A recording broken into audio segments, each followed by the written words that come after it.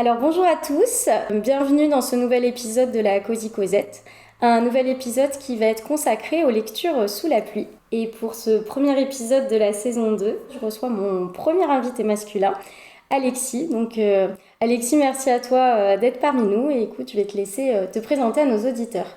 Eh bien, tout d'abord, merci à toi pour l'invitation, parce que je Je suis t'en prie. vraiment honoré, c'est vraiment trop trop bien, sachant que j'écoute ton émission depuis la Ah, première, que trop je trouve bien, ça merci. super chouette comme principe, et bah, de rien. Et ouais, je suis flatté et ravi d'être là. Donc moi, c'est Alexis, j'ai 32 ans, je suis actuellement assistant d'éducation dans un collège. Et ma page Instagram, donc l'une de mes activités, on va dire principales hors travail, c'est la page Babexi Babuc, où je parle de bande dessinée. Plus précisément, je crée ma propre bande dessinée, je crée mes propres planches qui parlent de ma famille. En gros, c'est une caricature de ma propre famille. Nous avons Babexi, donc qui me représente moi, le papa. Nous avons Tartara qui est la maman, et les enfants. Les petits terribles, nous avons Artichou et Zélou, donc un petit garçon et un bébé, une petite fille. C'est caricaturé sous forme d'animaux. Moi, je suis représenté plus comme une sorte de chien-loup. Nous avons Tartara qui est plus un chat. Pareil pour la petite Zélou, qui est un petit chat ressemblant beaucoup à la maman. Et nous avons Artichou, qui ressemble plus à un petit renard, on va dire, dans le style. Tout est sous le trait de l'humour, tout est basé sur des événements qui ont réellement eu lieu ou non. Hein, pour la plupart, non, bien sûr, c'est de la grosse caricature. Mais voilà, je prends un énorme plaisir. Ça fait 1 an que je fais cette page. J'évolue pas mal. Je suis content de l'évolution qu'il y a sur mes créations. Et voilà, c'est ma passion numéro 1, le dessin, la bande dessinée depuis toujours. Et je suis content de m'être enfin mis là-dedans. Donc voilà, ne pas hésiter, bien sûr. J'en profite de faire une petite pub. Mais oui, oui, bien sûr. Voilà, ne pas hésiter à venir jeter un coup d'œil si vous aimez la bande dessinée, les petits moments légers et joyeux. Eh ben, c'est sur ma page. Voilà. Oui, allez voir, c'est très drôle. Les illustrations sont vraiment top et on voit tes progrès au fur et à mesure et vraiment allez voir. Donc je rappelle la page, c'est Babexi Babuc Merci et beaucoup. je vous noterai tout ça. Mais vraiment bravo pour ton travail. C'est vraiment très drôle, c'est très bien Merci. fait, c'est bien pensé. Donc encore bravo. Alors tu sais, Alexis, on a un petit rituel dans cette émission, c'est d'être accompagné par une boisson. Et je voulais savoir ce que tu avais choisi pour t'accompagner aujourd'hui. Alors, s'il y a bien quelque chose dans laquelle je vais pas être très original, c'est la boisson. Étant donné que je ne suis pas un grand consommateur de boissons chaudes, Ok. mis à part le chocolat chaud, on va dire, de temps en temps, surtout quand on est dans l'hiver froid et glacial. Je suis sur un petit café allongé assez basique. Mais pourtant, c'est une boisson que j'aime beaucoup. Pourquoi? Parce que, pas pour le côté caféine et tout ça, même si j'en ai besoin, faut le dire. Non, c'est plus pour le côté accompagnement qu'on peut faire avec ces cafés. Notamment, ce que je fais souvent, c'est les 2 petits carrés de chocolat noir. Ah, j'avoue. Euh, voilà, peu importe la marque, faites-vous plaisir si vous êtes comme moi, consommateur de café. Il y en a un que j'aime beaucoup, c'est je sais pas si je peux faire de la pub, mais allez, on va le dire. Sans Vas-y. dire la marque, c'est un chocolat avec un petit éléphant comme logo, donc voilà, vous devinerez. Ça apporte un goût tout à fait particulier en accompagnement avec le café, donc voilà. Je suis pas original là-dessus, c'est sûr, Non, mais mais c'est la base, hein. voilà. C'est la base de la gourmandise. Voilà, moi j'ai fait plus original et j'ai mélangé 2 sirops. J'ai mélangé un sirop de châtaigne avec un sirop de cassis.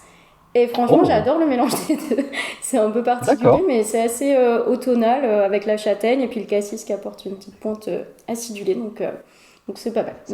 Et c'est inspiration comme ça sur coup de tête ou Ouais, sur coup de tête, j'avais invité ma meilleure amie une fois, elle m'a dit tiens, essayons ça, et franchement, c'est pas mal les deux mélangés ensemble. Ah Donc eh ben, voilà écoute, je retiens. ce que j'ai choisi pour aujourd'hui. Alors d'ailleurs, on va rester un peu dans ce côté gourmandise avec une nouvelle catégorie que j'avais rajoutée. Alors toutes les idées de gourmandise à grignoter ou à boire, mais en rapport avec notre thématique du jour, qui est les lectures sous la pluie. Donc Qu'est-ce que tu nous conseillerais de grignoter lorsqu'il pleut dehors, qu'il fait froid? Alors, quelque chose d'absolument pas diététique, Tant mieux. justement. Ce que je conseille, quand tu m'as donné la thématique et que tu m'as parlé de ce sujet-là, sur une petite gourmandise, justement, moi, j'ai eu tout de suite l'image tu te vois sous ta couverture pilou, sur le canapé, en train de regarder ta baie vitrée ou ta fenêtre ou ton Velux, peu importe. Tu vois la pluie qui tombe, tu sens qu'il fait froid dehors et tu dis, ah, t'es bien sous ton pilou, mais il manque quelque chose, tu vois, pour te réchauffer bien, une petite gourmandise, une petite douceur. Mais justement, ce petit côté petite gourmandise, petite douceur, c'est trop léger, c'est trop petit, tu vois, pour réchauffer le corps dans ce pilou-pilou. Et du coup, tout de suite, j'ai eu le flash quand tu m'as parlé de ça, la bonne gaufre maison. Imagine Ah vraiment ouais. la gaufre maison bien moelleuse et pourtant aussi croustillante sur le dessus, avec un petit filet de chocolat, tu vois, dessus. Et on termine par la jetée de chantilly. La chantilly en bombe, hein, pourquoi pas. Mais tout le reste, essayer de se procurer ça maison. Ok, ça Et, donne et envie. c'est une tuerie. Tu sens qu'en plus, quand elle est vraiment déjà bien chaude, tu es sous ta couverture, tu regardes dehors, tu es content de là où tu es à ce moment-là et de ce que tu as dans ton assiette. C'est mon petit conseil. Je pense que quand il pleut et qu'on sent qu'il fait plutôt frisqué dehors, c'est là qu'il faut se faire plaisir. Oui, On je suis sent, d'accord. voilà, on sent qu'on est en automne et que ce qui arrive après va être encore plus frais. On a besoin de se réconforter un peu le corps et de se dire, allez, hein, les calories, c'est pas grave. Totalement. Voilà. Et tu conseillerais de manger ça avec quelle boisson? Ah bah moi je serais sur le café bien sûr. Oui, d'accord, ok. Mais avec une gaufre, pourquoi pas un bon jus de fruits. Hmm. Je suis assez amateur de jus d'orange, mais surtout de jus de pomme depuis que j'ai découvert il y a quelques années vraiment le jus de pomme artisanal. Et un bon jus de pomme artisanal, Ouais, bien frais avec je suis ça, plutôt d'accord. Ouais. ce serait nickel. Alors moi, je serais sur d'autres saveurs. J'ai pensé, j'adore ça, la tarte aux noix de pécan. Je trouve Ah, ça excellent. C'est parfait pour l'automne. Je trouve ça vraiment top. Et accompagné d'un thé aux saveurs vanille, fleur d'oranger, orange, épices. Voilà, hmm. plutôt là-dedans. Et ouais, j'adore les tartes aux noix de pécan. Je trouve ça génial à cette période de l'année. C'est vraiment top. Voilà. Euh, pour quelqu'un comme moi, par exemple, parce que autant la tarte aux noix de pécan, ça me botte bien, autant je suis pas, tu vois, un grand amateur de thé. Pour quelqu'un qui n'est pas un grand consommateur de thé comme moi, qu'est-ce que tu conseillerais? Parce que j'ai l'impression que toi, t'en connais pas mal. Non, qu'est-ce que tu conseillerais comme thé pour quelqu'un? Parce que thé vanille, je pense que ça peut être sympa pour débuter ou pour commencer à goûter un peu ça. Mais c'est vrai que moi, j'ai jamais trop consommé de thé. J'ai jamais été très attiré par ça. Qu'est-ce que tu conseillerais justement pour ce petit temps automnal sous la pluie à quelqu'un qui, Hum, imaginons, n'a plus de café sur soi et qui pourrait se dire, tiens, pourquoi pas un petit thé pour changer? Moi, je dirais l'English breakfast. Ça se rapproche rapidement hein, du café. Hmm. C'est bien pour le matin, mais je pense qu'avec une tarte aux noix de pécan, ce serait pas mal en tout cas. C'est un Ok. petit peu corsé, c'est un thé noir, mais ça pourrait être pas mal. Voilà, Eh bien, merci. voilà ce que je conseillerais. Ben écoute Alexis, on va passer à la rubrique de nos derniers coups de cœur. Donc dernier coup de cœur littéraire et dernier coup de cœur film ou série. Et Ok. je voulais savoir quel était ton dernier coup de cœur littéraire. Alors, mon dernier coup de cœur littéraire, j'en ai parlé un petit peu il y a un moment sur ma page Instagram. Donc, c'est Zombilenium. J'ai déjà parlé de cette série de bande dessinée. Donc, pour ceux qui ne connaissent pas ou qui en ont très peu entendu parler, l'auteur c'est Arthur Depin, qui est un dessinateur maintenant ça doit faire une bonne vingtaine d'années maintenant qu'il dessine.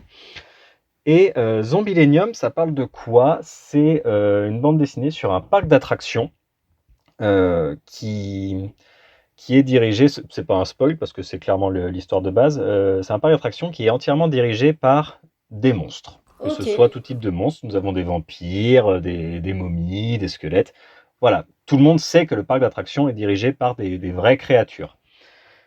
Mais il y a tout un système derrière qui est intéressant. Je ne vais pas développer plus, mais voilà, il y a tout un système derrière ce parc d'attractions où plus on plonge dedans, plus on sent qu'il y a quelque chose d'assez sérieux derrière cette idée de parc d'attractions. Donc voilà, ça c'est le pitch de base. Pourquoi c'est un coup de cœur? Parce que Zombielenium, il y a quelques mois, nous avons le dernier tome de Zombielenium qui est sorti, qui est le tome 6 et qui clôt voilà, cette série de bandes dessinées.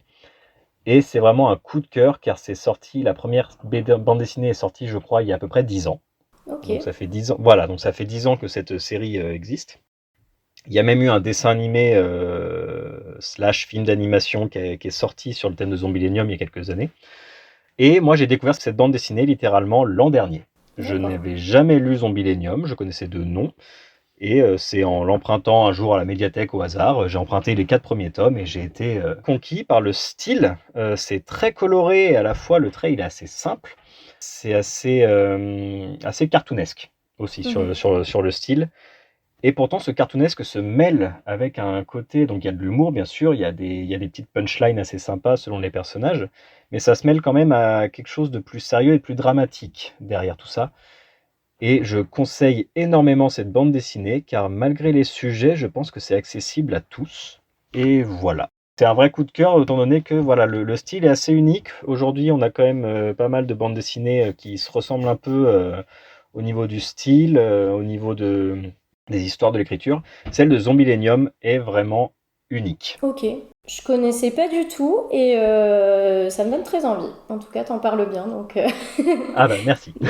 j'aimerais bien découvrir. Et j'ai rigolé, mais tu vas comprendre pourquoi plus tard j'ai choisi un roman qui ressemble un petit peu à la thématique. Ah, Voilà. ça marche. Mais j'en parlerai un peu plus tard. Pour ma part, dernier coup de cœur littéraire, ça a été Les enfants sont rois de Delphine de Vigan. J'ai adoré, j'arrivais pas à le lâcher. Donc ça faisait longtemps que ça ne m'était pas arrivé et vraiment un super roman. Donc ça parle d'une femme qui a grandi à l'époque de Love Story, qui a connu donc toute cette époque-là de télé-réalité. Donc elle Mhm. a une trentaine d'années. Et de nos jours, elle expose ses enfants sur YouTube et Instagram, mais vraiment à outrance. Elle leur fait vivre un rythme assez infernal. Tous les jours, il faut que des vidéos soient postées. Jusqu'au jour où un drame survient. Et je n'en dis pas plus. Mais vraiment, c'est un livre extraordinaire. Déjà, Delphine de Vigan écrit très très bien. C'est très agréable à lire et puis ça reste quand même complexe. C'est pas une écriture trop simple, enfin trop niaise non plus. Mhm. Et, euh, et c'est vraiment extraordinaire parce qu'elle met en avant tous les dangers des réseaux sociaux pour les enfants et toute l'utilisation des enfants en tant qu'objet. Et c'est passionnant. Et l'enquête policière est vraiment excellente. En plus, on a aussi le personnage de la policière qui enquête, qui est très intéressant aussi, qui est complètement différent de l'autre personnage. Et il y a aussi une partie qui est intéressante à la fin. On a un saut dans les années 2030 où on comprend l'impact des réseaux sociaux sur les adultes qui ont connu cette notoriété en tant qu'enfants Mhm. et tous les dégâts que ça a pu faire sur eux. Donc ouais, ça fait beaucoup réfléchir, ça fait réfléchir sur notre génération. Je pense qu'on a à peu près le même âge, une trentaine d'années. Donc voilà, nous aussi on a connu la télé-réalité, les réseaux sociaux, et c'est passionnant, c'est très intéressant, j'ai adoré, vraiment. Ça a l'air poignant Ouais, comme histoire, et c'est vrai que comme tu dis, ouais, ça nous touche totalement, étant donné qu'on a, oui, bon, nous on a connu vraiment les toutes premières télé-réalités, on était gamins. Forcément, gamin, on pense pas forcément à tout ce que ça peut entraîner après, et on a vu l'évolution des personnes, des personnalités qui ont pu faire les premières télé-réalités que nous on a vu gosses, et aujourd'hui, ben, quand on les voit, quand on entend parler, ça peut arriver des fois. On sent que mine de rien, ça n'avait pas l'air très joyeux le pendant et surtout l'après, quoi. oui, oui, Et là, c'est vrai que ça touche en plus, ouais, maintenant on n'en parle pas beaucoup, je trouve, mais c'est vrai que ce côté enfant, j'ai enfant star, mais le truc c'est que là, c'est vraiment les parents qui les poussent sur ce oui, côté réseau social, et c'est vrai que ça fait penser à tout ce qui est TikTok et compagnie, où on mm. voit pas mal d'enfants très jeunes là-dessus. Ça fait beaucoup réfléchir et Ouais. l'auteur va très très loin hein, parce qu'il se passe un vrai drame à cause des réseaux sociaux et c'est passionnant, ça fait vraiment réfléchir Hmm. et voilà comprendre que les enfants en fait sont pas ne possèdent pas leur image et quand Ouais. c'est seulement à l'âge adulte finalement qu'ils se rendent compte que leur image a été utilisée par leurs parents. Donc voilà, c'est très très intéressant. Ah bah, je suis très curieux de ça, surtout le côté en plus après passage à 2030 où Mm. ça parle un peu de ce qui se passe après. Ouais, tu m'intrigues beaucoup avec Ouais, ce c'est livre, vraiment tiens. intéressant. De toute façon, je noterai tous les titres, mais là, voilà, le titre du livre, c'est Les enfants sont rois et de Delphine de Vigan. Voilà. D'accord. Alors Alexis, est-ce que tu as eu un coup de cœur en série ou en film dernièrement? Alors oui, mais le truc c'est que je ne sais absolument plus si toi ou l'une de tes invités en a déjà parlé dans les C'est émissions pas grave. précédentes, c'est pas C'est grave. pas grave. Alors c'est pareil, c'est une série que j'ai découvert un peu sur le tard. Je crois que j'ai commencé à la regarder en début d'année, là, en janvier ou en février, je sais plus trop. Bref, c'est une série qu'on peut trouver sur Disney+, et c'est Only Murders in the Building. Je ne sais Ah pas non, si ça me dit rien. ça te dit Donc, rien. Alors, Only Murder in the Building, ou ok, Murders. Je sais plus s'il y a un S à Murder ou ok, pas. Voilà, c'est une série qui est sur Disney+, et c'est une série en plus je trouve qui colle parfaitement à la thématique des séries, enfin voilà, de tout ce qu'on pourrait regarder quand il pleut dehors, quand on est en automne et tout ça. Pourquoi? Parce que c'est une série, donc c'est une série policière, ok, euh, policière entre guillemets. Pourquoi? Parce qu'on est plus face à une série qui prend la thématique du Cluedo. Si je dis pas de bêtises, en anglais, on parle de whodunit. C'est ces films vraiment où on suit une enquête un peu à la Hercule Poirot, quoi, où on sait ok, qu'on a différents suspects et le but c'est de trouver qui a fait le coup. Only Murders in the Building, le pitch de base, ça se passe donc dans un immeuble qui s'appelle l'Arconia. Et dans cet immeuble, bien sûr, on a différents habitants. Surtout, on va se concentrer sur trois personnages. C'est notre trio principal où nous avons deux personnes âgées, donc une qui est une ancienne star de séries policières à la télé, quoi. Donc, il a fait un rôle principal dans sa vie, ça lui colle un peu à la peau et même lui, il se cramponne un peu à son vieux rôle, il joue un peu là-dessus. Et aujourd'hui, il sait plus trop quoi faire de sa vie, quoi. Il vit seul chez lui, il a plus sa femme, il a plus ses enfants, enfin bref. Nous avons un autre personnage âgé aussi qui lui est un metteur en scène un peu maudit, on va dire, qui a du mal à relancer sa carrière de metteur en scène ok, et qui essaye, voilà, il commence à avoir des petits soucis d'argent, à payer son loyer, ça, donc ça commence à être compliqué pour lui. Et le troisième personnage, c'est une jeune femme, fin de la vingtaine, début trentaine, qui, elle, s'occupe de rénover un appartement dans cet immeuble pour sa tante. Et en fait, ces trois personnages sont fans d'un podcast. ok, Donc c'est sympa, ça va un peu avec le thème. ok. Ils sont fans d'un podcast policier, voilà, c'est un podcast d'une femme qui parle d'enquête policière, etc. Mhm. Un jour, patatras, panne d'électricité dans tout l'immeuble, et il se trouve que ces trois personnages-là écoutaient exactement le même dernier épisode de podcast. Ils l'ont un peu mauvaise parce qu'ils ne peuvent pas continuer à l'écouter, et donc ils se retrouvent, quasiment tous les habitants se retrouvent dans le bar, restaurant-bar qui est juste en face de l'immeuble, en attendant que le courant revienne. Et ces trois personnages-là se retrouvent par hasard à se rendre compte qu'ils aiment le même podcast. Et du coup, ils se mettent à l'écouter tous les trois ensemble grâce à la Wi-Fi du bar. Enfin bref. Et il se trouve que pendant qu'ils sont sur le chemin du retour à leur immeuble, il y a eu un meurtre Ok. dans l'immeuble. Et les trois passionnés d'enquête, etc., eh bien, vont se mettre eux-mêmes, tous les trois, à enquêter pour savoir ce qui se passe dans cet immeuble. C'est une série qui se laisse dévorer toute seule. On ne voit pas le temps passer. Il y a une certaine... comment je pourrais dire ça se prend au sérieux sans trop se prendre au sérieux. C'est-à-dire que on sait que l'enquête tout autour de la victime, c'est quand même une histoire assez dramatique. C'est très sérieux là-dessus quand on se penche dessus. Et à côté, c'est très léger parce qu'on a ces trois personnages qui peuvent être vraiment caricaturaux au possible, mais ça passe. C'est génial. Les acteurs, on sent qu'ils prennent plaisir à jouer ces personnages. On sent même que les acteurs à côté de la série doivent s'entendre à merveille tellement l'alchimie, elle est au top. Autant je pense que les deux acteurs qui font les personnes âgées, le nom va peut-être pas parler à tout le monde, mais on a Steve Martin et Martin Short. Steve Martin, si vous connaissez un peu 13 à la douzaine, il y a eu des films 13 à la douzaine il y a quelques années, où il a fait aussi des vieilles séries, enfin bref.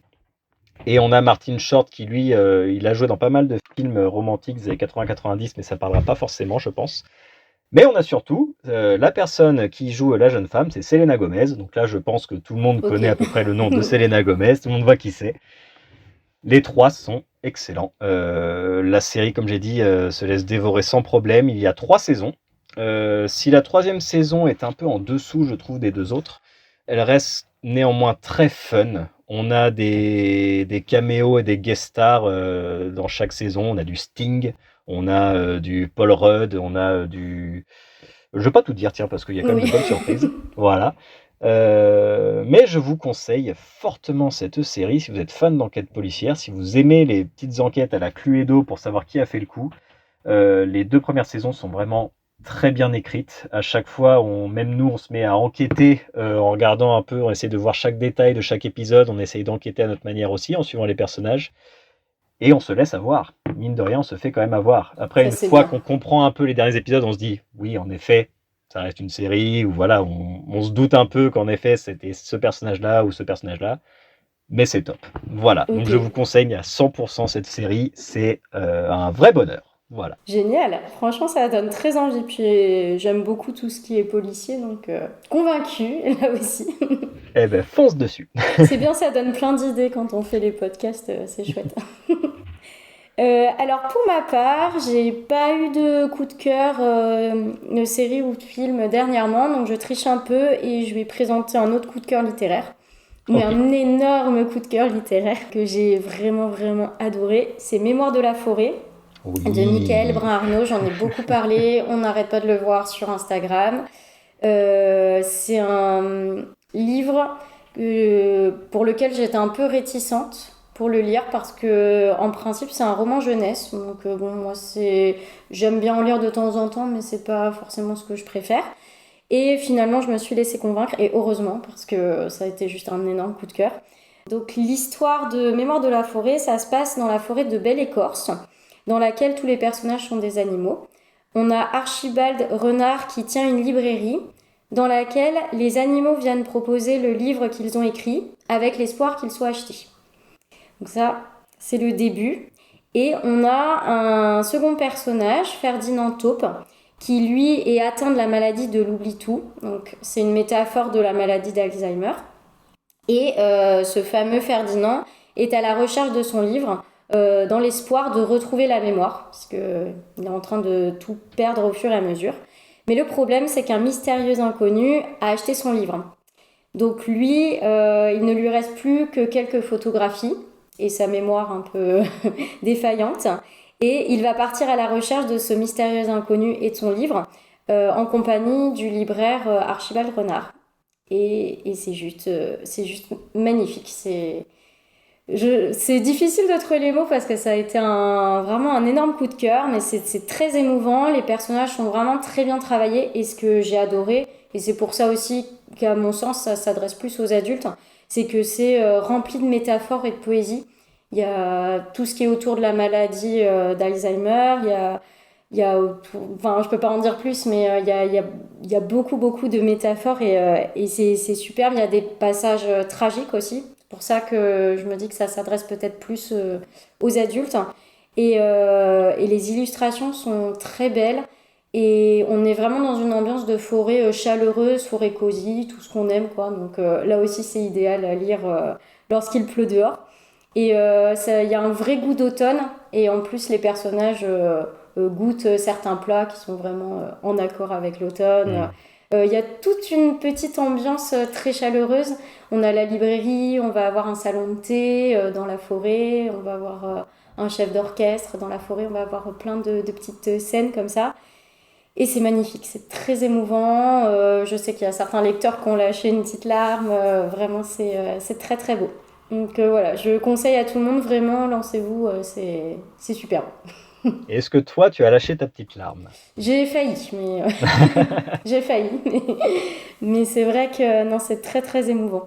Eh ben, je suis conquis à 100%. J'avais vu ta chronique Mm. sur ce livre, et du coup, je t'avais dit que ça me tentait énormément. Ouais, je pense que ça te plairait. Et j'ai la chance d'avoir appris hier que ma chère et tendre avait commandé ce Trop livre bien, sans excellent, qu'on se soit concerté. Elle en avait aussi entendu parler, elle s'est laissée convaincre. Et c'est trop vrai que cool. ça a l'air génial. Mais j'espère que ça te plaira, et je pense que ça peut te plaire dans le sens où toi aussi tes personnages sont des animaux, donc ça va te parler, à mon avis. C'est un peu mathématique, ouais. Ouais. Donc tu verras, ouais, je pense que ça va te plaire, et puis les illustrations sont très belles aussi, donc Eh ben, ouais, c'est un beau livre. Et je comprends pour quelle raison ça a autant plu aux gens sur Instagram.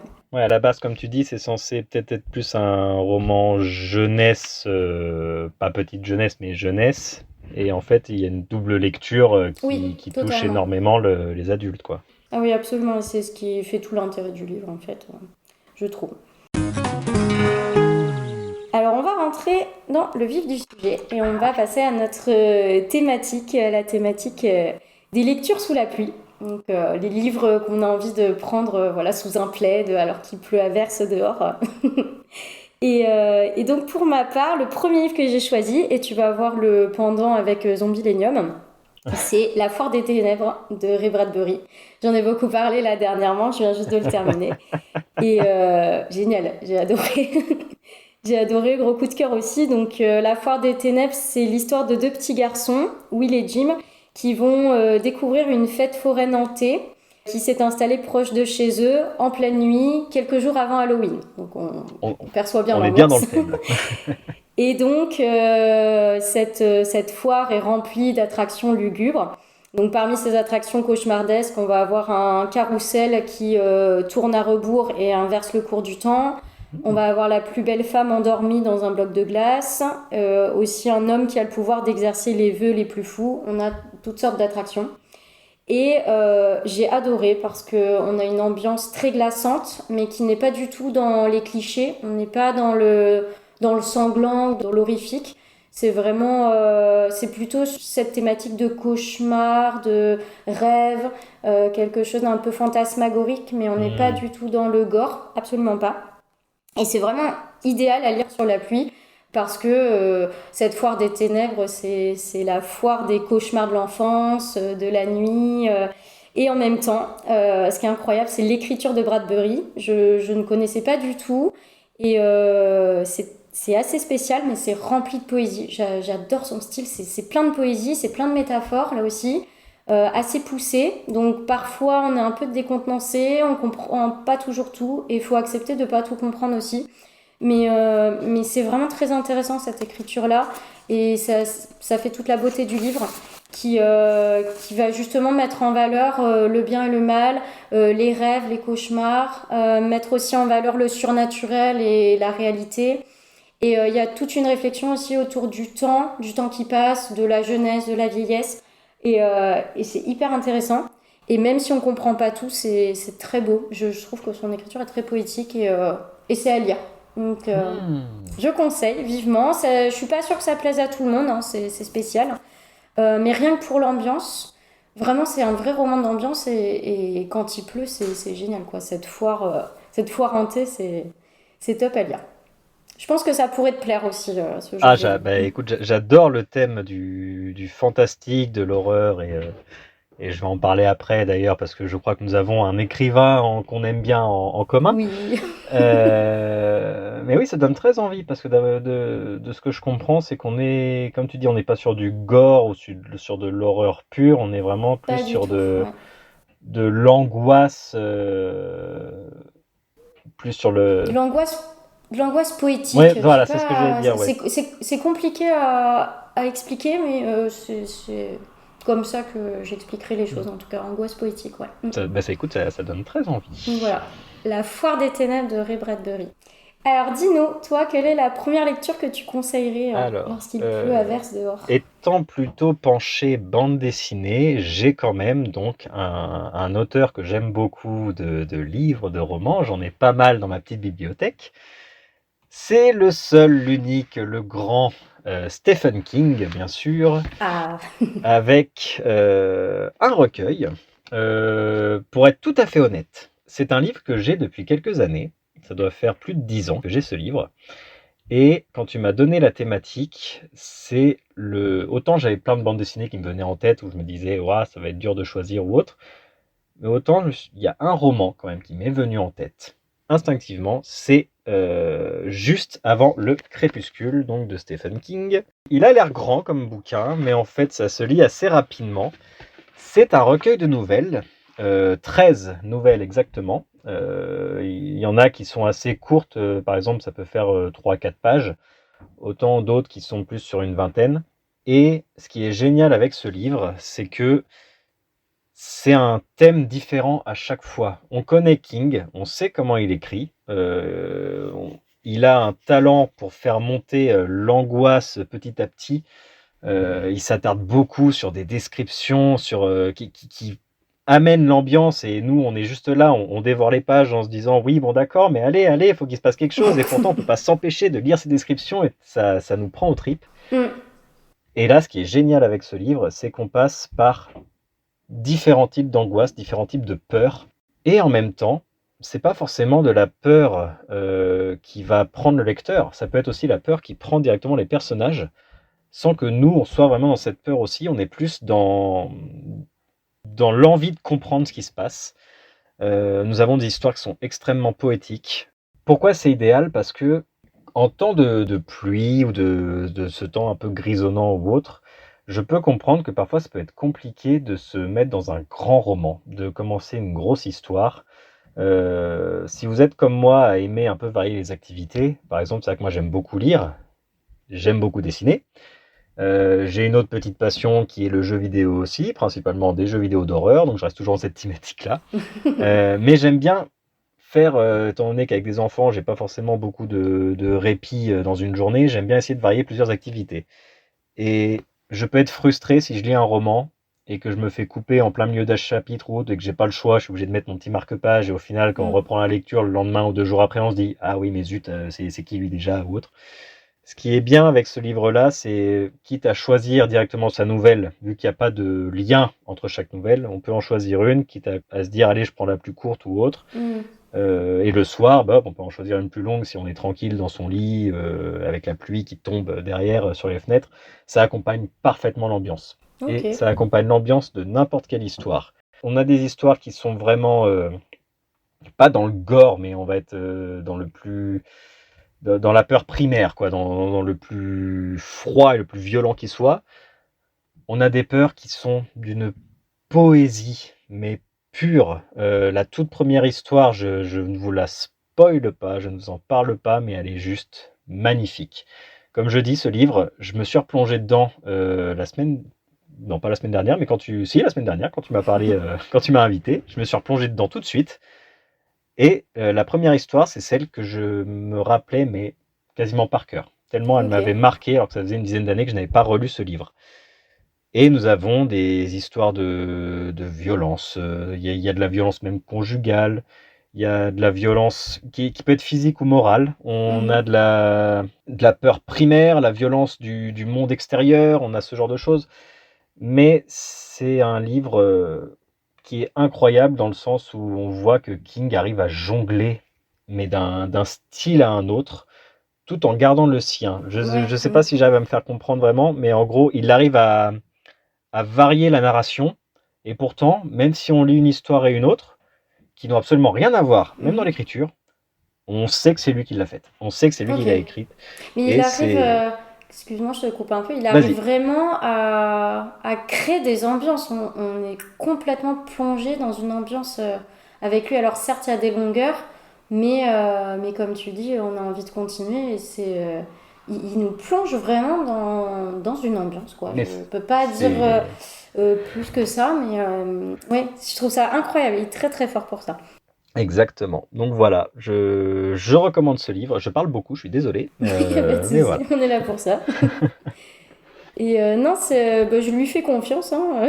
Je pense que c'est un très bon livre et qu'on y trouve son compte. Et je pense qu'effectivement, le côté nouvelle, ça évite d'être un peu frustré de ces longueurs bien connues de King. Voilà. Exactement. On peut avoir des très bons livres de Stephen King, très reconnus, etc. Mais pour en Mm. avoir lu pas mal, c'est vrai que parfois ça traîne un peu. Il C'est aime ça. ça, et ça C'est le traîne un peu. problème, ouais. C'est le souci. Mais ok, merci pour la recommandation, je me note tout ça. C'est bien, ça allonge mes envies de lecture. Pas comme si tu avais déjà une pile de livres. Ouais, c'est ça. Mais bon. Alors pour ma part, j'ai pensé à un autre type de roman. Ça s'appelle Le Jardin des Secrets de Kate Morton.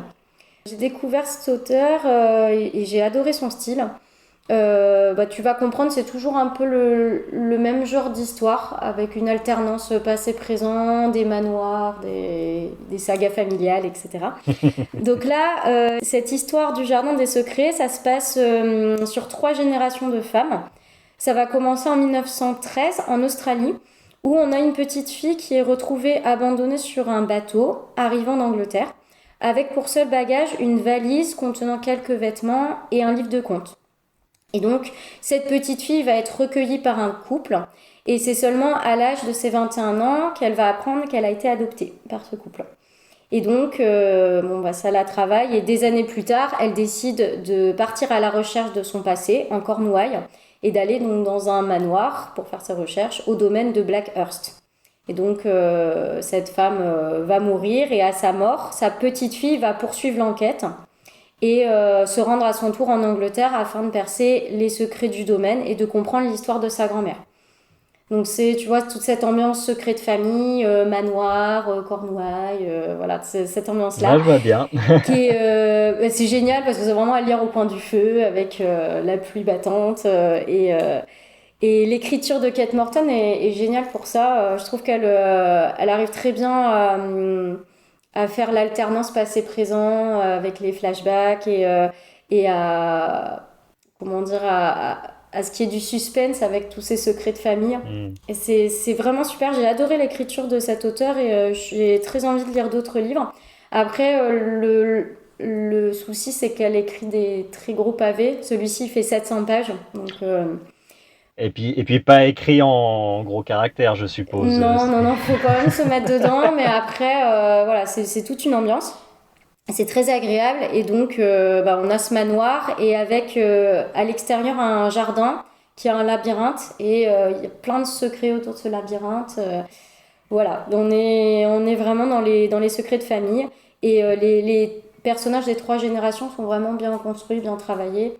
C'est une histoire que j'ai beaucoup aimée et voilà, comme je te disais, j'ai envie d'en lire d'autres de cet auteur, mais faut être prêt quand même à lire beaucoup, à lire Ouais, des romans assez fournis. Mais D'accord. je trouve que c'est vraiment bien à lire au coin du feu et ça peut parler à certains auditeurs qui peuvent apprécier ce genre d'ouvrage. J'aime bien Voilà. ce côté intergénérationnel Mm. dans certaines histoires quand ça passe d'une époque à une autre en gardant un lien avec tout ça, je trouve. Ouais, C'est c'est très très très intéressant. intéressant, ouais. Et je l'ai lu il y a très longtemps, donc faudrait peut-être que je le relise, mais je sais que j'avais beaucoup aimé et que ça m'a donné envie de lire d'autres livres de cet auteur. Alors dis-nous, Alexis, est-ce qu'il y a un autre livre qui t'inspire pour Oui. les temps de pluie? Alors j'en ai deux et je reste sur une thématique que j'aime bien, c'est-à-dire les animaux, Ah car oui. ce sont les protagonistes de ces bandes dessinées, car je vais parler de bandes dessinées, enfin j'ai une bande dessinée et un roman graphique, vu que c'est Ok, plus long. Je vais commencer par le roman graphique, pour terminer après avec la bande dessinée, vous allez comprendre pourquoi. ok, Le roman graphique, alors, attention, c'est pour public averti, ok. dans le sens où il y a les thématiques sont assez dures. La violence est elle est assez brute. Et pourtant, ce qui est assez drôle, entre gros guillemets, ce qui est assez paradoxal, on va dire, c'est que le style de la bande dessinée, comment dire, ça va nous rappeler un peu l'époque Disney de quand nous on était petits. D'accord. Je m'explique. As-tu le Si titre de... oui. Le titre du livre, c'est alors, on a la série principale, ça s'appelle Solo, donc S-O-L-O. L'auteur, c'est Oscar Martin. Ok, Oscar Martin, il a fait donc une série de bandes dessinées qui s'appelle Solo. Le premier tome est sorti, donc c'est pareil, il y a une dizaine d'années maintenant à peu près. Et l'histoire de Solo, on est dans un monde post-apocalyptique. C'est-à-dire que notre monde à nous, il a existé, mais il n'est plus là. Il y a eu des guerres, il y a eu pas mal de changements. Et ce qui fait que les hommes ne sont plus les seuls à être dotés on va dire, d'intelligence, de réflexion et autres. Nous avons désormais aussi les animaux qui ont muté, certaines espèces plus que d'autres. Nous avons des chiens, nous avons des chats, et l'espèce qui a le plus muté et qui arrive à plus utiliser son intelligence, ce sont les rats. Okay. Et notre personnage principal est un rat, il s'appelle Solo. Et ce qui se passe dans ce monde, c'est-à-dire autant pour les hommes ont encore un contrôle, on va dire, assez important du monde, autant les animaux, eux, leur but principal, ça va être de survivre. Ils ne peuvent pas rester à un seul endroit pendant des années, ils sont obligés de voyager, de vagabonder. On est vraiment dans le monde post-apocalyptique, mais brut. C'est-à-dire que c'est la loi de la jungle, c'est les plus forts qui mangent les plus faibles, on va dire.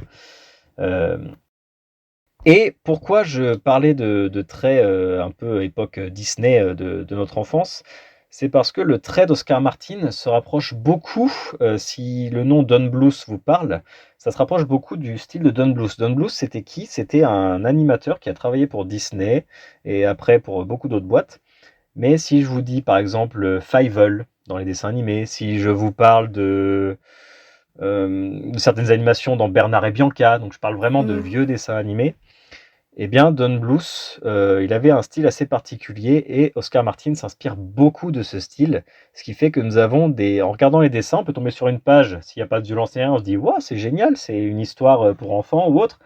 Non, non, c'est-à-dire que si vous tournez la page d'après, on peut vraiment être sur des actes de violence assez bruts, assez directs. Oscar Martin ne cache pas les détails.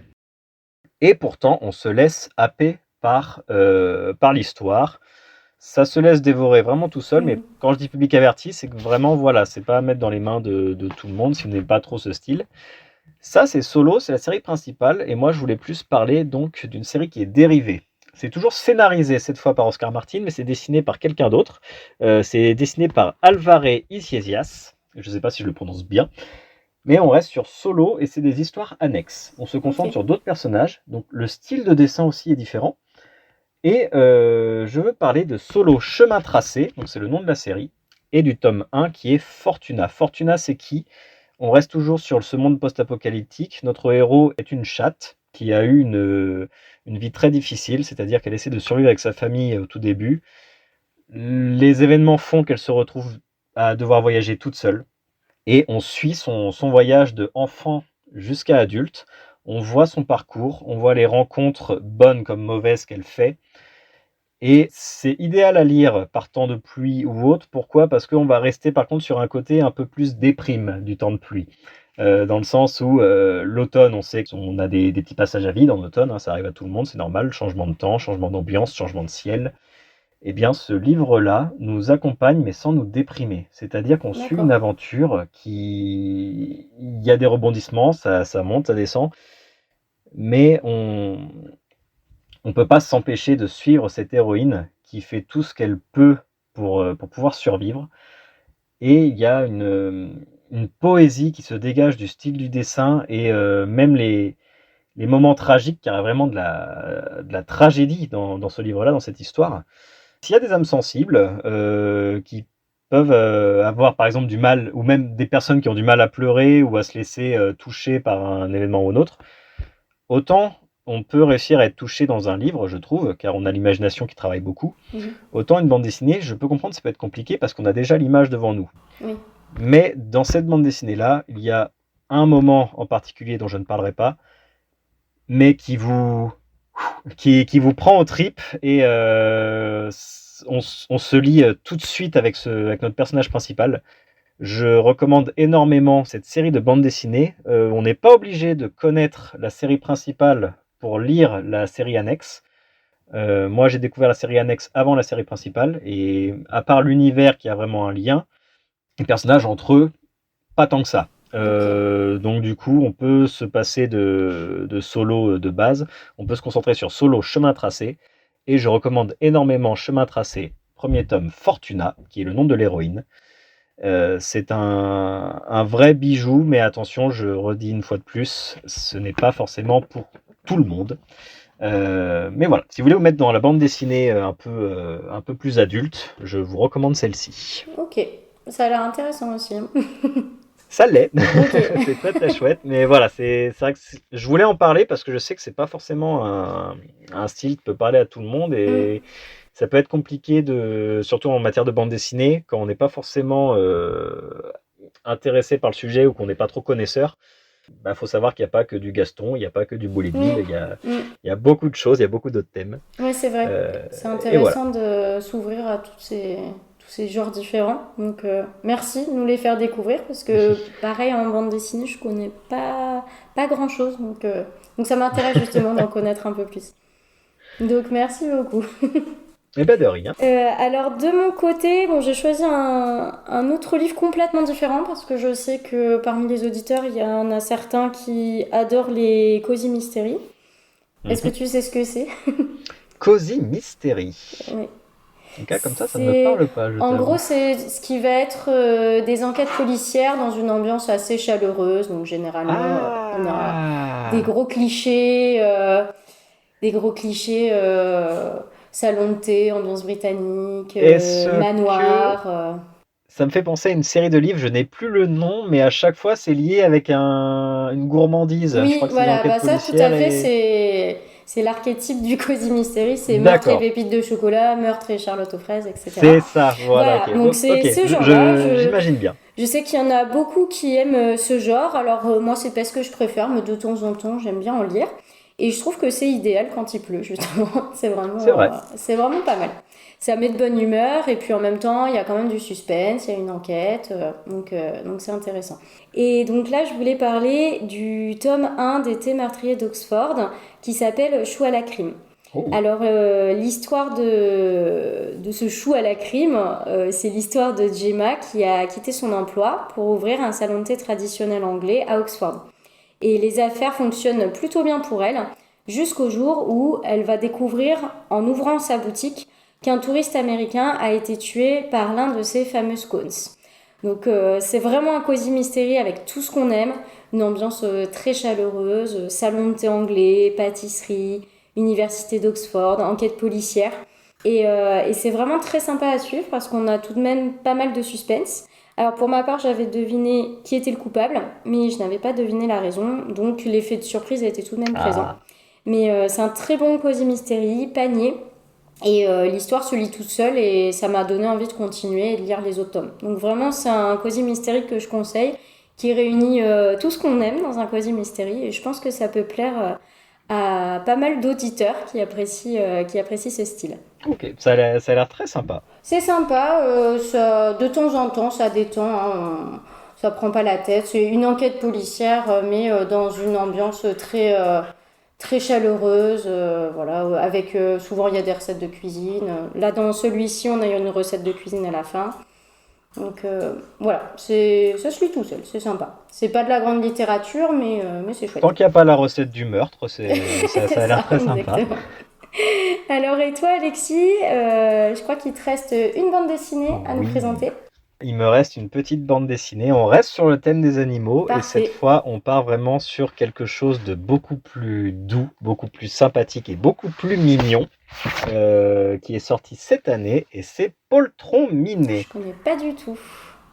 Alors, Poltron Minet, qu'est-ce que c'est? Eh bien, c'est une bande dessinée réalisée par Mad et Mayenne. C'est français, si je dis pas de bêtises. Et Poltron Minet, ça parle de quoi? Eh bien, ça parle d'une petite fille qui est en vacances, donc avec ses parents et leur petit chat, qui s'appelle Minet. Et le petit Minet, eh bien, se retrouve perdu. Malheureusement, c'est le départ, c'est le grand départ pour la petite et sa famille. Ils s'en vont, ils rentrent chez eux. Sauf qu'ils oublient Minet. Ah, Et le pauvre petit Minet se retrouve, après quelques petites aventures pour essayer de retrouver la voiture et sa maîtresse, et ben, le pauvre, il se retrouve perdu dans la forêt. Et dans la forêt, il fait la rencontre d'un écureuil et d'un lapin. Et on se rend compte finalement que les animaux, eh ben, ils savent parler. Quand ils sont entre eux, ils savent parler.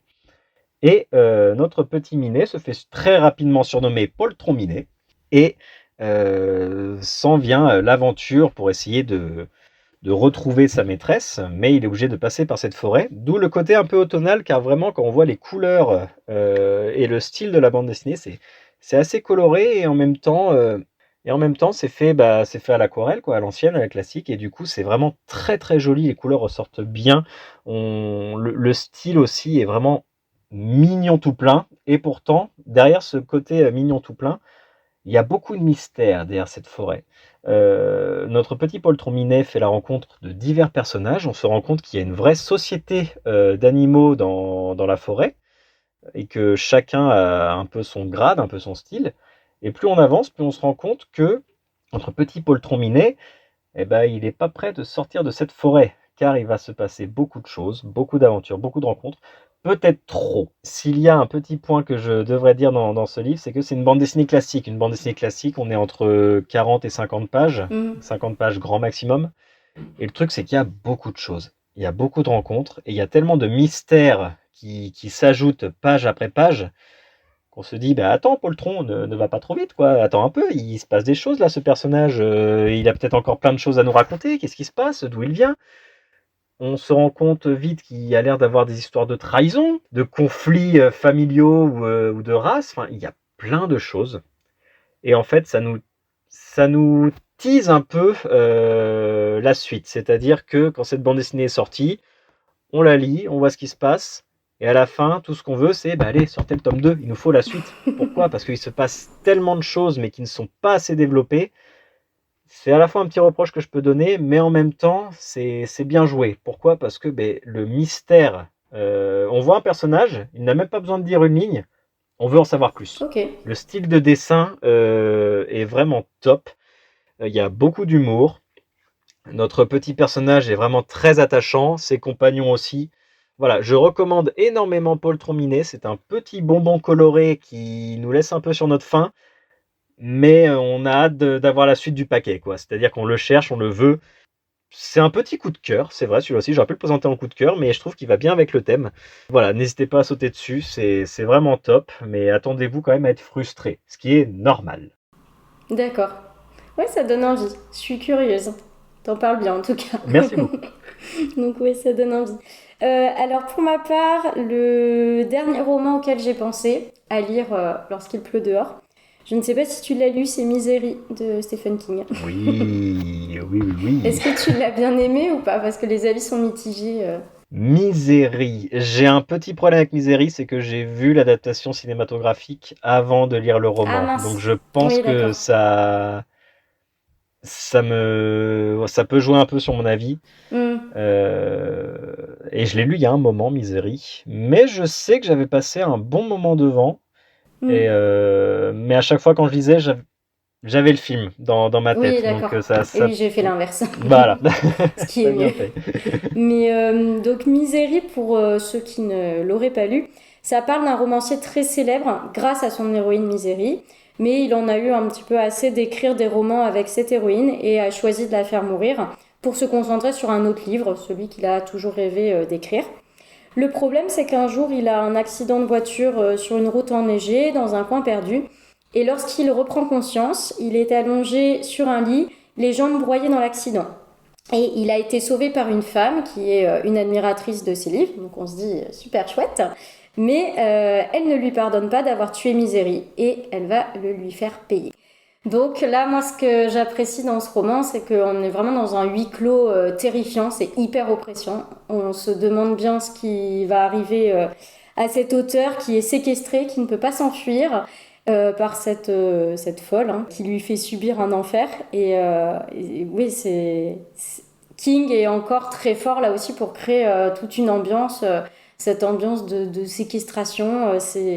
La tension est très présente et on se demande comment ça va finir. Donc moi j'ai adoré, j'ai beaucoup aimé. Évidemment il y a des longueurs, donc faut s'y préparer, hein, c'est King. Mais cette ambiance oppressante avec cette dame complètement folle, voilà, ça m'a plu. Ça fait longtemps que je l'ai lu, j'aimerais bien le relire. J'avais vu effectivement le film après, j'avais bien apprécié aussi. Donc, Très bon film et les acteurs sont très très bons aussi ouais, dans leur rôle. je pense que pour Halloween, là, ce serait chouette de le revoir. Très bonne recommandation, Oui, exactement. Pour Halloween, c'est pas mal du tout. Ça peut avoir un peu vieilli, mais les acteurs arrivent tellement à mettre l'attention. Et ça rejoint un peu, ouais, je suis d'accord avec toi. Je trouve que là où King arrive à exceller, c'est dans le huis clos. mm, S'il a très peu de personnages et un lieu assez fermé, ouais, je trouve que c'est là qu'il arrive à faire monter une tension et même avec un rien, ouais, il exactement. arrive Ouais. à nous angoisser. Ça rejoint quelques nouvelles de juste avant le crépuscule. Les plus efficaces, c'est pareil, c'est celles où il y a très peu de personnages, un ou deux, Oui, dans une seule pièce. Et là, ouais, c'est. ça nous prend. Et je suis d'accord avec toi, Misery, ouais, c'est un classique. Oui, Il y a les longueurs, mais il y a les longueurs, je pense, dans quasiment tous les livres de eh oui, King. malheureusement. C'est Euh, dommage, mais c'est bon. comme ça. Mais il est quand même très très fort. Il faut dire ce qu'il est. Ouais, très très bon roman et très bon choix. Eh ben écoute, on a terminé sur notre thématique des lectures sous la pluie. Ouais. Donc en tout cas, ça donne plein d'idées et c'est super chouette. Et là, on va pouvoir terminer l'émission sur une note positive. Est-ce que tu aurais un bon moment que tu as vécu dernièrement et que tu aurais envie de partager avec nos auditeurs? Le seul moment qui me vient en tête, c'est arrivé, ça a commencé il y a à peu près 2 jours. Donc on va dire que c'est un événement qui est un peu sur la durée, étant donné que ça concerne ma fille, donc ma petite Zélou, Oui. qui commence, donc elle a 1 an et demi, et elle commence à mettre les mots sur à peu près tout autour. Autant on peut, pour ceux qui ont des enfants, ou pour ceux qui voient à peu près comment fonctionne un enfant, en général, par exemple, pour une personne, le premier mot qui vient facilement à dire, c'est papa. Parce que bah, voilà, papa, papa, ça rejoint un peu les premières syllabes qu'un enfant peut faire, arrive à pratiquer.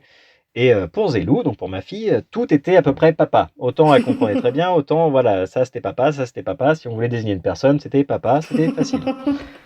Et là, enfin, depuis quelque temps, elle commence à essayer de dire le nom de son frère, à essayer de dire le nom de ses peluches, ce genre de choses. Et du coup, pourquoi je parle de ça? Parce que c'est vraiment trop mignon. C'est-à-dire que quand elle désigne, on a 2 chats, donc on a Peach et Gandhi, eh bien ça devient Pi et Adi. Et du coup, elle Trop les mignon. montre, elle comprend. Et c'est bête, hein. C'est bête, mais pour ceux qui ont, voilà, si vous avez des enfants, que vous avez eu des enfants, ou que voilà, vous voyez l'image, vous imaginez un adulte qui fait ça, on se dirait c'est ridicule. Vous voyez un enfant faire ça, c'est juste trop mignon. On est Mais obligé de oui, fondre avec cette petite bouille. Donc, ce petit moment câlinou tout doux, voilà, c'est ça que je voulais c'est trop partager. chou. Ouais, puis c'est les Voilà. progrès de ta fille, tu la vois grandir et Ben, c'est ça. c'est Et génial quoi. pour avoir 2 enfants, ce qui est génial, c'est qu'en plus, ben, ils grandissent pas de la même façon, ils ont pas la même évolution, on va dire. Et du coup, on redécouvre. Donc c'est génial, c'est trop Ok, mignon. trop bien. C'est très fatigant, mais c'est très mignon. Et alors de mon côté, alors c'est tout simplement le marathon Harry Potter qui vient de commencer. Ah, Et j'adore ce moment. J'adore ce moment. Là, ça a commencé la semaine dernière ou cette semaine, je sais plus. Non, peut-être cette semaine. Et c'est vraiment chouette. C'est toujours un moment, je trouve, convivial. On se remémore un peu les souvenirs d'enfance avec les films. Et voilà, juste c'est un moment qui me fait très plaisir et j'aime bien. Et justement, c'est idéal quand il pleut dehors. ça commence à plus être tout jeune, Harry Potter, c'est vrai, hein. Non, non, non, ouais, ça commence à vieillir et on se rend compte aussi des problèmes dans les films, que ça commence à mal vieillir pour certains, mais il y a toujours cette magie qui est présente. Donc, Je comprends. Et que penses-tu d'ailleurs, ça me fait penser à ça, que penses-tu de la série Harry Potter, je crois, qui est en production, ou en voie d'être produite, je ne sais pas si on a entendu parler, mais il y a une série Harry Potter qui va être faite, je oui, crois que ce sera j'en ai pour entendu Amazon. parler. Ouais, qu'en penses-tu? Et ben, pourquoi pas, je regarderai, puis on verra bien ce que ça donne. Après, forcément, ça n'a pas le charme des premiers, mais Bah, y a pas Daniel Radcliffe, quoi. oui, ah bah oui, c'est sûr. Non, après, par contre, j'avais lu. C'est très très bien. Je n'ai lu que le premier tome, il y en a 4 en tout. Une auteure qui a donc fait une fanfiction sur les 19 ans après, tu sais, dans le dernier chapitre, on a 19 ans après. Ah, Tous oui, ces 19 ans, elle a brodé autour et donc elle a parlé de leur vie. Et c'est vraiment très bien fait, c'est super. On retrouve les personnages, d'accord. on retrouve l'ambiance. Alors oui, il y a moins de péripéties qu'avec J.K. Rowling, mais c'est très bien fait. Moi, ça m'a beaucoup plu. J'ai adoré ce premier tome et c'est prévu que je lise les suivants. Donc D'accord, bah, pour ceux qui hésitent, lancez-vous. Et en plus, on les a gratuitement en lecture numérique. ah, Donc voilà, après sinon c'est payant si c'est en format papier, mais en lecture numérique c'est gratuit. Donc n'hésitez pas. bah, super, très bonne recours. Eh bien écoute, Alexis, on va faire un petit résumé de tous les livres dont on a parlé, enfin juste les titres. Ouais, Et puis de toute façon je les écrirai. Mais si je dois résumer, donc de mon côté, dans les derniers coups de cœur littéraires, on a eu Les enfants sont rois. De ton côté, c'était Zombielenium. exactement. Ensuite, tu nous as parlé de la série Only Murders in the Building. Tout à C'est fait. ça. Pour ma part, j'avais parlé de Mémoire de la forêt. Et ensuite, sur notre thématique des livres à lire lorsqu'il pleut, on a parlé de La foire des ténèbres de Ray Bradbury. On a parlé également de Juste avant le crépuscule de Stephen King. Pour ma part, j'avais parlé du Jardin des secrets de Kate Morton. Toi, tu avais parlé alors de Solo et l'autre c'était Alors, Fortuna. nous avons Solo et Solo chemin tracé Fortuna, Ok, exactement. Solo chemin tracé Fortuna, d'accord. Voilà, de Oscar Martin et de Paul Tronminet de Mad et Mayenne. Ok, Paul Trominé. Et pour ma part, j'avais parlé du tome 1 des Thé meurtriers d'Oxford, Choix à la crime, et j'avais terminé avec Misery de Stephen King. Voilà, ça permet d'avoir un petit résumé de tout ce dont on a parlé. Et en tout cas, c'est génial parce que je trouve qu'on a brossé plein de genres différents et finalement tout se rejoint quand même parce que tout est à lire lorsqu'il Exactement. pleut, mais tout est différent, il y en a pour tous les goûts et c'est vraiment intéressant. Donc voilà. Ben, je suis d'accord. J'espère que tout le monde s'y retrouvera, mais en tout cas, c'était un plaisir d'enregistrer cette émission. Et puis, merci à toi pour toutes les recommandations. Ben, merci pour les tiennes et merci une fois de plus de m'avoir invité. C'était vraiment très très chouette. Je t'en prie, ce sera le mot de la fin.